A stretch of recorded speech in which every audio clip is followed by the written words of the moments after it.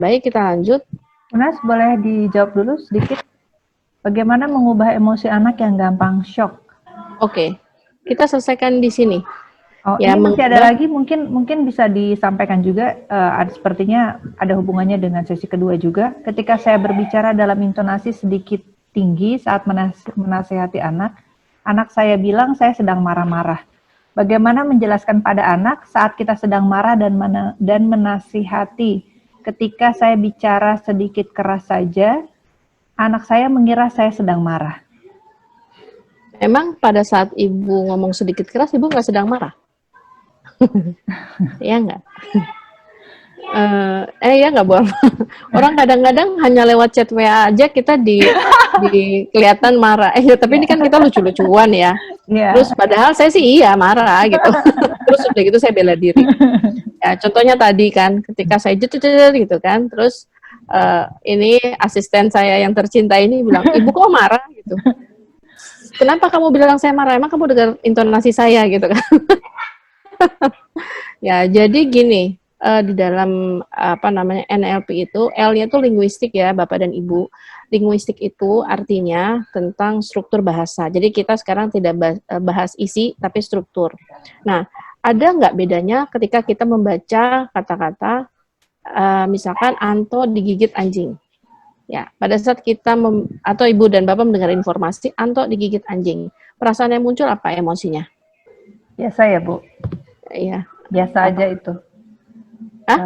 Itu akan terdengar biasa aja, paling kasihan sama Anto gitu ya. Berarti emosinya kan kasihan ya muncul ya.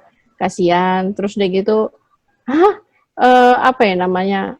Ya pokoknya kasihan lah. Terus mungkin sedih ya. Siapa tahu Anto itu pasangan kita kan kita nggak tahu ya. Nah, tapi kalau kata-katanya kita balik, anjing digigit Anto. Ada perbedaan nggak rasa atau emosi yang keluar? Ya, jadi tentu ada ya. Bisa jadi ada yang kita merasa jijik, kita merasa heran, kita merasa ih kok bisa sih gitu ya. Itu karena apa? Karena masalah struktur. Jadi pikiran itu ya juga dipengaruhi oleh kata-kata yang struktur. Struktur itu isinya ada urutan kata, ada pemilihan kata-kata, ada intonasi, ada secara apakah disampaikan body language itu masuknya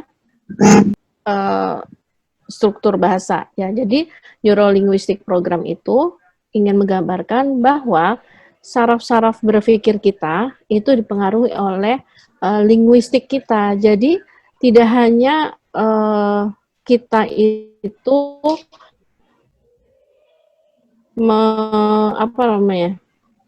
mengartikan, misalkan saya bilang sama Bu Alfa saya nggak marah, tapi muka saya sambil ngelengos.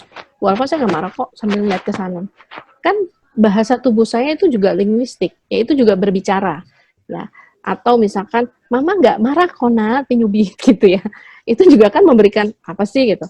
Jadi kalau ini sebenarnya masalah nilai-nilai di rumah pada saat anak kita ingin sampaikan kesalahannya. Apakah kita harus berteriak? Apakah kita harus marah-marah? Ya, padahal dengan cara yang baik pun itu pesan akan tertangkap lebih jelas dan lebih oke. Ya, apalagi kalau kita belajar kapan-kapan tentang coaching, tentang teknik komunikasi, ya. Hari ini mohon maaf tidak banyak yang masih berkaitan dengan masalah emosi ya sebelum memang kita mulai berkomunikasi. Ya, seperti itu. Tadi pertanyaan keduanya apa? Lupa, Bu Alfa.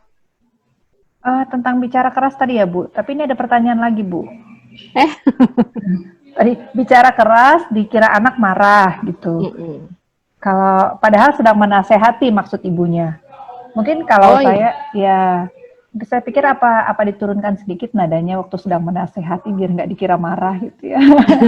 Ya, nanti kita lihat juga masalahnya menasehati anak yang emosinya lagi tinggi atau menasehati pada saat ibu emosinya juga lagi tinggi, ya memang yang ditangkap berbeda, Bu. Ya, yang ditangkap berbeda. Misalkan saya berbicara dalam keadaan emosi yang tinggi, dari kecepatan penyampaian saya aja akan terasa cepat ya, Bu Alfa, gitu kan. Yang diterima juga akan berbeda, ya. Jadi yang jelas, tapi kita harus belajar bahwa ketika emosi kita sedang naik, ya, maka logika kita akan turun. Ya, itulah kenapa kita perlu mengelola emosi. Emosi itu kan ada emosi yang pada saat emosi negatif tadi ya, emosi negatif itu muncul,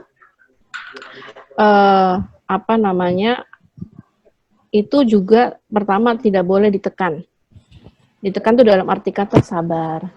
Udahlah, biarin aja lah gitu. Itu memang baik buat orang lain, tapi nggak baik buat kita. Ya, lama-lama kita bisa apa namanya gondongan, ya karena nggak ada penyelesaian. Ya, atau sebaliknya ekspresif dikeluarkan. Ya pada saat marah, dikeluarin semua, ya dikeluarin semua sampai puas gitu. Bisa jadi tuh baik buat kita, kita yang lega. Tapi buat orang lain baik nggak? Nggak ya. Bisa diapain tuh. Ya. Nah, tetapi yang terbaik itu adalah bagaimana kita bisa merilis. Kita keluarkan pelan-pelan. Ya, merilis. Artinya setelah kita kelola, bukan berarti kita tidak boleh marah, bukan begitu.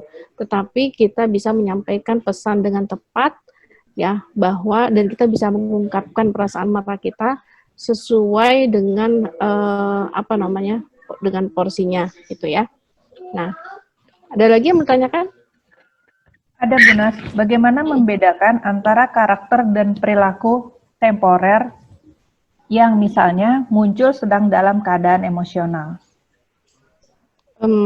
Ya itu nanti kita bahas juga di sini ya, bahwa ada yang namanya limiting belief ya. Kita bilang, saya tuh dari misalkan Bu Nas bisa nggak sih, bisa lebih sabar nggak sih, misalkan ya. Bu Alfa bilang itu seperti saya. Terus saya menjawab gini, ya nggak bisa. Saya tuh emang dari dulu, dari lahir udah begini. Nah, kalau itu sebuah limiting belief yang sudah kita ibaratnya deklarasikan bahwa saya nggak bisa berubah, itu menjadi susah. Ya, ketika tapi saya bilang saya tuh sebenarnya nggak nyaman loh. Saya kenapa ya kalau saya marah tuh saya pasti ngomel gitu ya. Itu sebenarnya saya nggak nyaman. Saya mau berubah, itu akan menjadi lebih mudah. Maka mengenali diri sendiri dan juga apa namanya, tentu saja pikiran itu juga perlu kita isi dengan bagaimana terkait dengan kita sebagai seorang muslim, kita harus paham bagaimana Allah itu mengatur, ya Rasulullah itu mengatur ini kita, apa namanya, syahwat kita ya. Ada bab-bab tentang marah ya. Nah, kalau kita lihat di sini secara fisiologis, kalau di dalam Islam ya, pada saat kita marah dalam keadaan berdiri, maka kita diminta untuk duduk. Ya, dan di situ kan fisiologis berarti berlaku. Ya, fisiologis itu adalah gerakan tubuh kita, ya kan, apa ekspresi wajah kita. Pada saat kita duduk lalu kita masih marah, maka kita disuruh berbaring. Ya, itu juga sebuah apa namanya, itu sebuah anjuran ya, perintah bagaimana ketika seorang muslim itu marah. Lalu di dalam Islam juga diatur apa sih yang seharusnya bisa membuat Anda marah. Ya, kalau Rasulullah itu sudah mencontohkan ketika wajahnya dilempari oleh kotoran atau bahkan diludahi, Rasulullah itu tidak marah. Ya, itu menunjukkan bahwa ada hal penting yang jauh lebih urgent ya, yang tentu harusnya itu kita marah. Ketika apa? Ketika agama kita itu dihina, ketika Rasulullah dihina. Ya, itu menjadi poin, dan itu kalau saya boleh sharing, itu adalah titik di mana saya berusaha memperbaiki diri saya ya. Galak sih masih katanya. Tetapi setidaknya saya sudah lebih cepat untuk bisa mengontrol, ya kan? Karena bagi saya saya harus fokus pada tujuan jangka panjang yang lebih penting. Ya, jadi itu yang perlu difikirkan. Ya, jadi pikirannya ini yang diatur. Ya, karena kalau di dalam ilmu neurolinguistik program ya, artinya pikiran kita ini bisa diprogram kayak komputer. Ya, tergantung apa yang utak-atik. Yang diutak-atik itu submodalitas tadi, ada modalitas visual, auditory, kinestetik, ya, termasuk self talk. Ya, self talk itu sangat mempengaruhi emosi. Misalkan self talk nanti akan ada di dalam materi juga ya Bu Nas. Kita lanjut ke materi dulu bagaimana? Ya, harus ke materi dulu ya, nggak apa-apa ya. Ya, ini kurang lebih jawaban yang seperti tadi. Jadi, kalau ada yang bilang, ini sudah karakter, ya, tapi kan manusia itu diberikan kemampuan beradaptasi yang luar biasa oleh Allah ya. Dan Allah itu juga menjadikan hidayah, petunjuk, dan di dalam setiap kita sholat itu kita membaca Al-Fatihah, ya kita meminta untuk ditunjukkan jalan, tunjukkan hidayah, maka berdoa. Berdoa salah satu cara untuk kita juga bisa meredam bagaimana cara supaya bisa tenang. Kita kan ingin jadi jiwa-jiwa yang mutmainah pada saat nanti dipanggil oleh malaikat kan, ya, bukan jiwa-jiwa yang lawamah ya, apalagi dalam keadaan marah seperti itu. Kita lanjut ya. Nah, di dalam menghadapi kehidupan, terutama hari ini kita fokusnya kepada anak, ya, bisa jadi juga kepada pasangan. Dalam teknik berkomunikasi ini ada kekuatan 5 pilar, ya. Yang namun dari 1, 2, 3, 4, satu lagi hilang, yang kelima memaafkan yang paling terakhir. Fleksibel. Nah, tetapi yang 5 ini di samping ini tidak akan bisa berjalan kalau kita belum menyelesaikan emosi.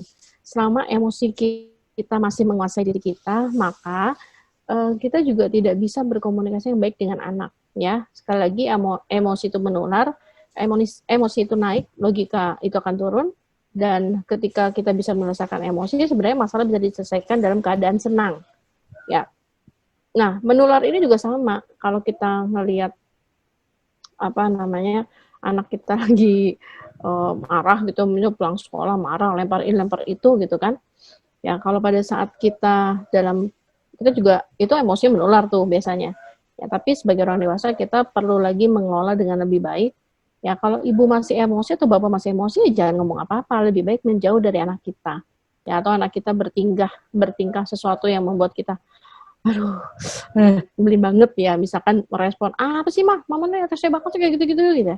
Ya, pasti ibu muncul perasaan emosi kan. Nah, pada saat itu saya memilih untuk diam, menjauhkan diri. Nah, pada saat itu kurang lebih ya. Nah, untuk menyelesaikan emosi ini, ya pertama yang harus dikelola adalah mengelola emosi dulu sendiri, baru mengelola emosi anak.